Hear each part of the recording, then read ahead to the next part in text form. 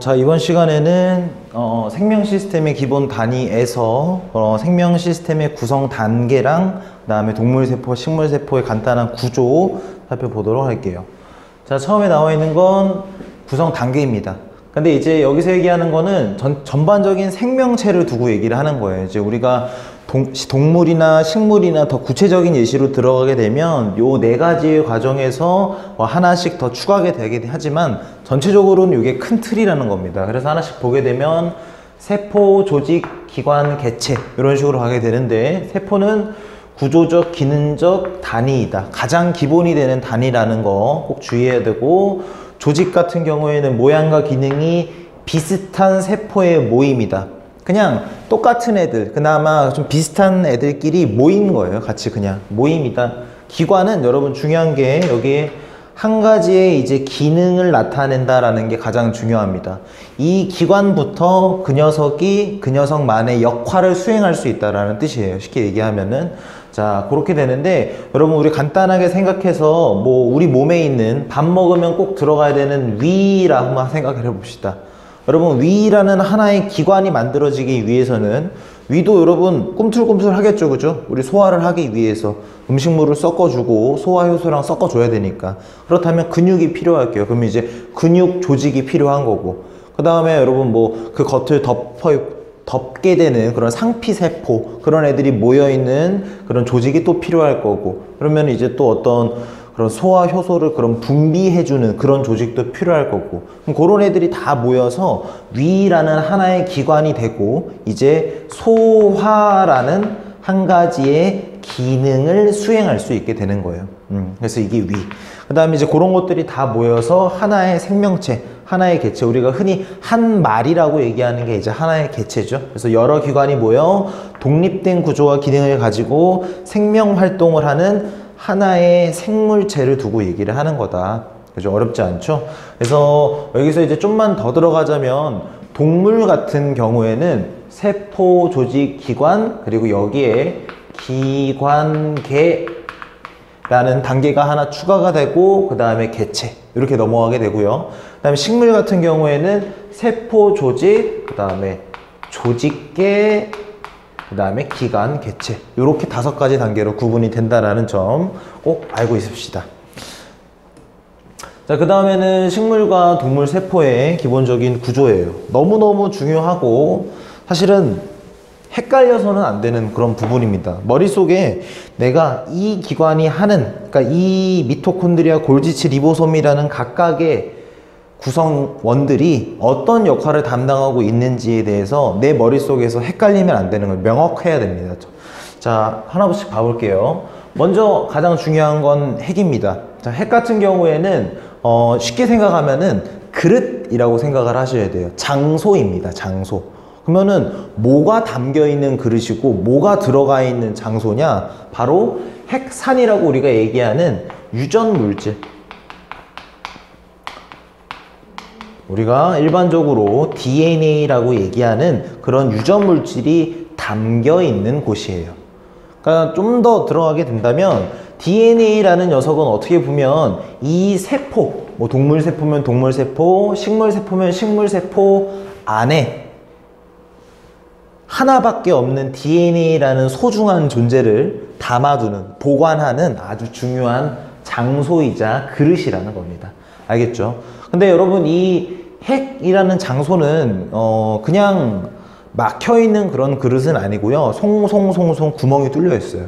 마치 여러분 우리의 뭐 이런 강의실만 생각을 해도 나가고 들어갈 수 있는 문이 있는 것처럼 이 핵도 왔다 갔다 할 수 있는 구멍이 있게 되는데, 우리는 그런 구멍을 핵공 이런 식으로 우리가 표현을 하게 됩니다. 그래서 아무튼 이런 내용이 있고, 핵이라는 장소는 DNA나 그런 유전 정보를 보관하는 장소이다. 자, 그 다음에 소포체 같은 경우, 여러분 소포체는 일반적으로 그림을 그릴 때 핵이 여기 있고요. 핵막이라는 곳, 핵을 둘러싸고 있는 그 막이라는 곳에 이렇게 붙어 있다라고 대부분 표현을 해요. 이런 식으로. 그러니까 핵막이랑 연결이 돼 있다라고 생각을 해주시면 되겠어요. 그래서 이제 리보솜 같은, 소포체 같은 경우에는 어떤 녀석이냐, 그런 단백질이 이동하는 이동 경로라고 얘기를 합니다. 다시 한번 얘기를 하자면, 요 소포체라는 녀석은 단백질의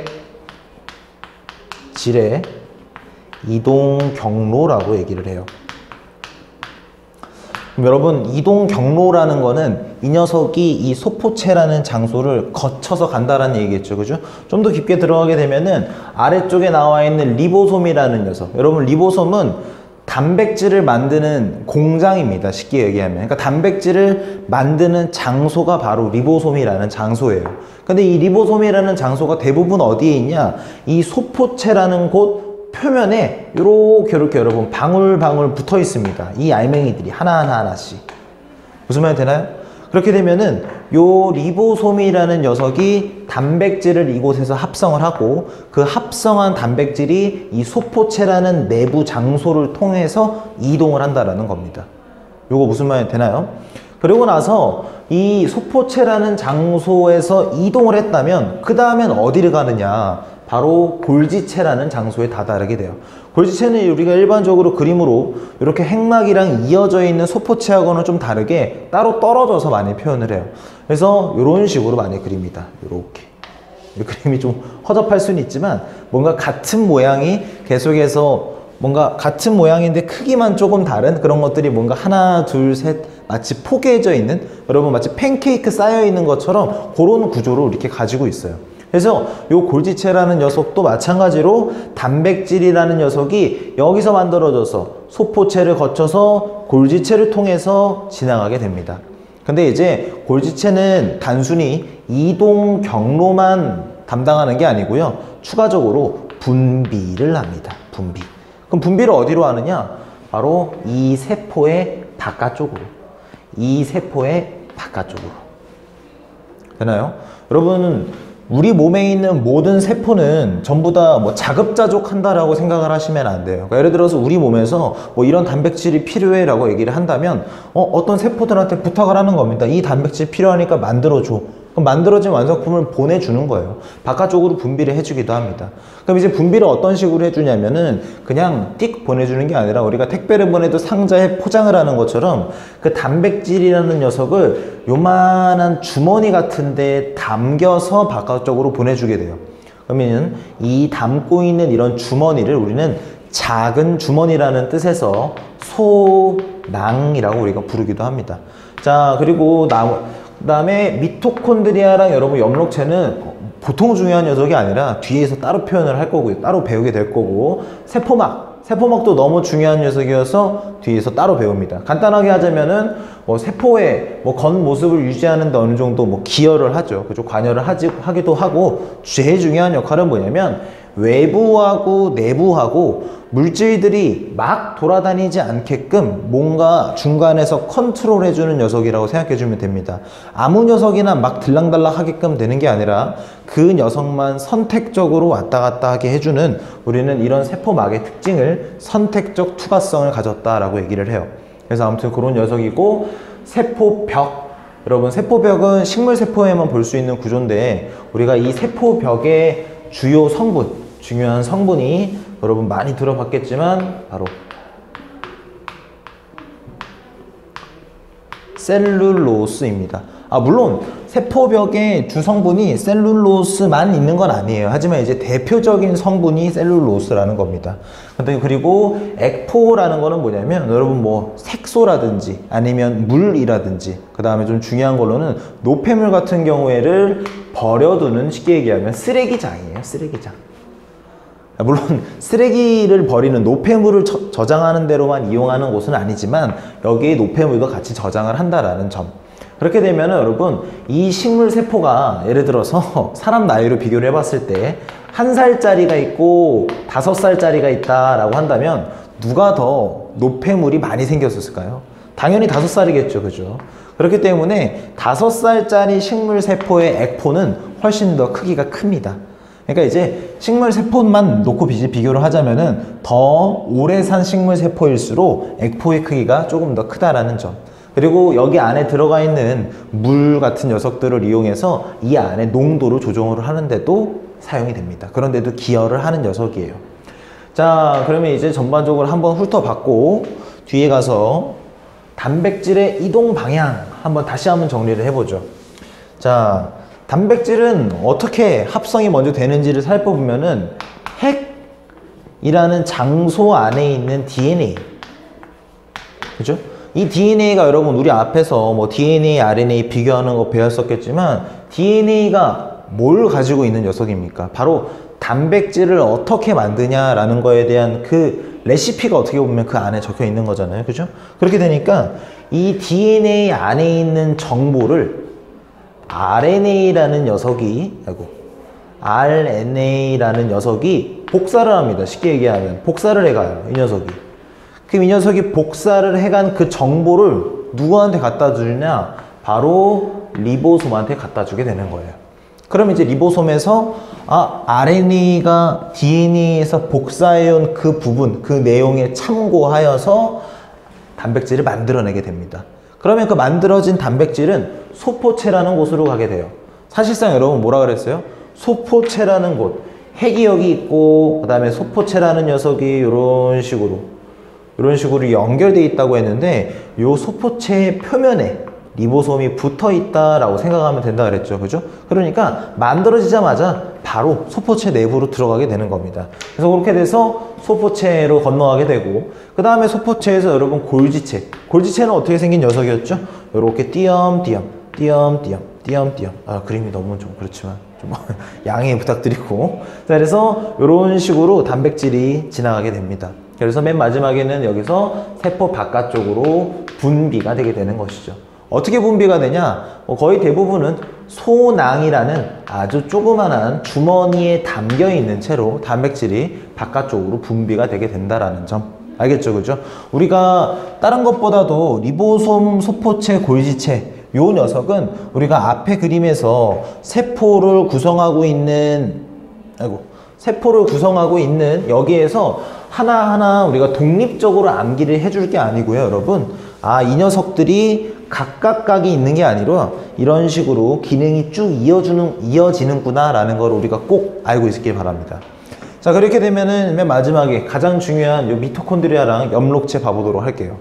자, 처음에 대부분 안 그러겠지만 많은 학생들이 헷갈려 하는 게 엽록체 하면은 떠올리는 게 식물입니다. 그렇게 되면은 이 녀석은 어떻게 우리가 생각을 하느냐? 자연스럽게 동물이다.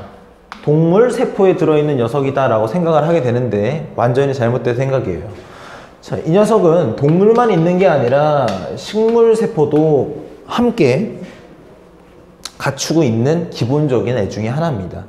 자, 우리가 미토콘드리아 같은 경우에는 그림으로 좀 더 단순하게 표현을 하게 되면은 요렇게 겉에를 하나 그려주시고요.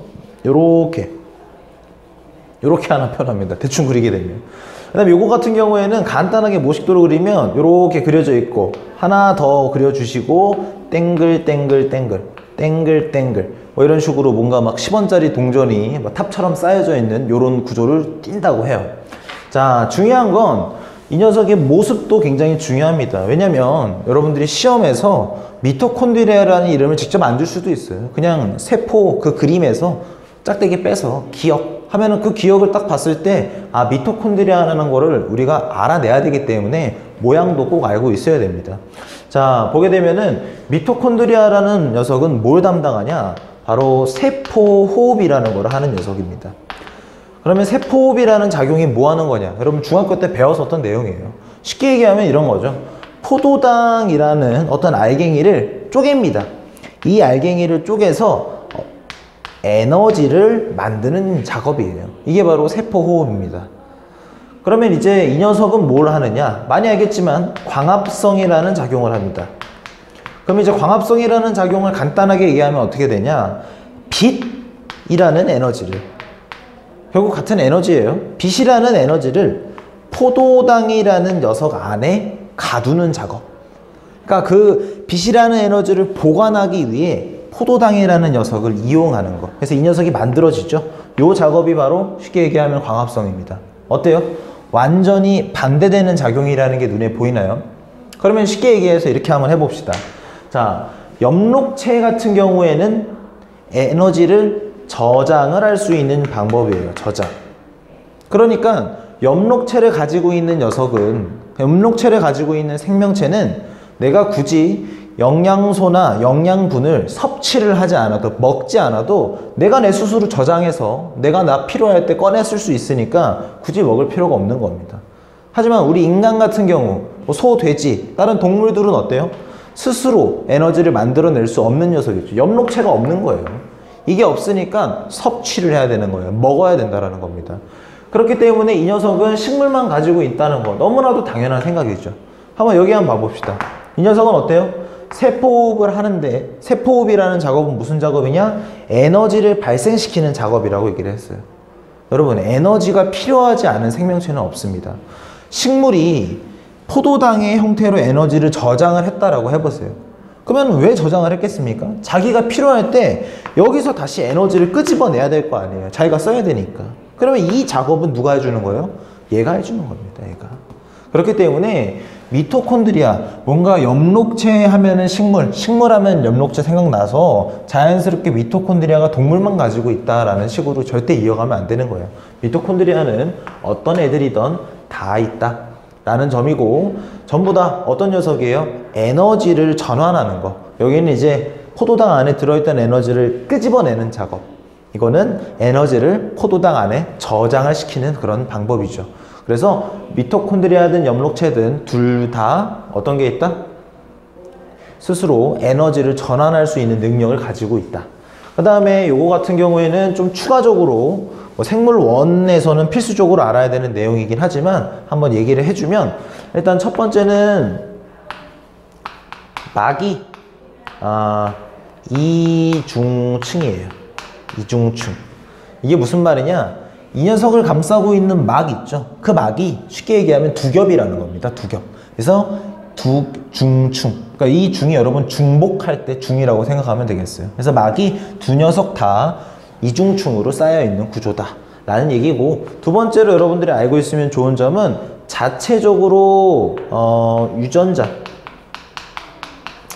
여러분 쉽게 얘기하면은 뭐 DNA라고 얘기할 수 있겠죠. 그죠?